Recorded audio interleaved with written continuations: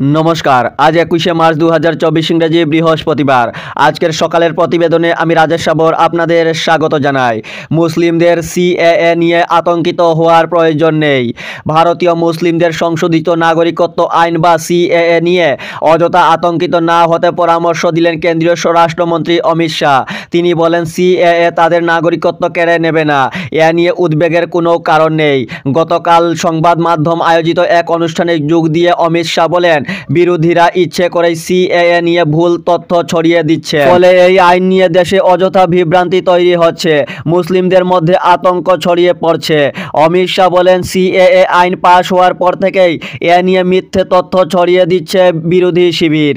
লোকসভা নির্বাচনের আগে ভোট ব্যাংকের স্বার্থেই এমনটা করা হচ্ছে। তবে আমি সবাইকে আশ্বস্ত করছি, সিএএ কখনোই কারো নাগরিকত্ব কেড়ে নেবে না। অমিত শাহ বলেন, দেশের বর্তমান 18 কোটি মুসলিম দেশের হিন্দু নাগরিকদের মতোই সমান অধিকার ভোগ করছেন।